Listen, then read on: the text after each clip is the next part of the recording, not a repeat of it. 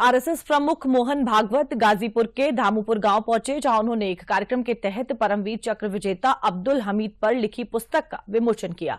मोहन भागवत ने वीर अब्दुल हमीद की जयंती के अवसर पर डॉक्टर रामचंद्रन श्रीनिवास द्वारा लिखी गई किताब मेरे पापा परमवीर का लोकार्पण किया। पुस्तक के विमोचन के बाद कार्यक्रम को संबोधित करते हुए आरएसएस प्रमुख मोहन भागवत ने कहा कि शहीदों की स्मृति को सतत जागृत रखते हुए हमें स्वार्थ छोड़कर अपनी जागरूकता को राष्ट्र के निर्माण में लगाना होगा।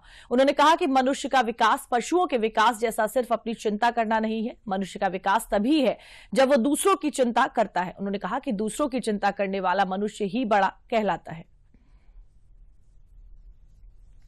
शेर और बकरी ये एक थाली में खाना का विकास नहीं है।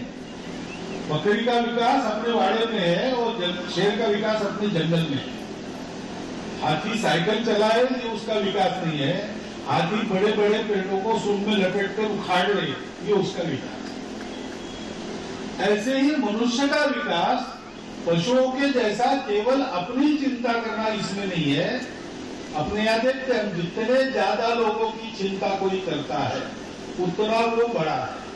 विक्रम जी से हमने कहा, विक्रम जी से और श्रीनिवासन जी से संपर्क करके और आग्रह किया कि पुस्तक को अब्दुल हमीद जो हैं वो इस देश के सुपुत्र हैं।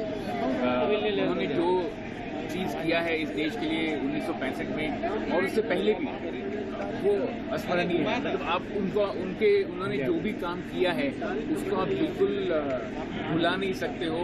और ये एक मुख्य कारण रहा कि ये किताब की दिल पर वहीं से रखी गई। सबसे पहली बात जो है कि अगर आप अब्दुल हमीद की जो कहानी सुनोगे 1965 में, जिस तरह से उन्होंने पैटर्न टैंक्स का संहार किया, जिस तरह से वो अंग्रेजी में कहते हैं डेविड वर्सेस गोलियत वाली कहानी जो थी, उन्होंने इतने बड़े राक्षस का संहार किया। और वो जो कहानी है वो बहुत ज़रूरी थी कि पाकिस्तान को इस वजह से पाकिस्तान का शिकस्त हुआ।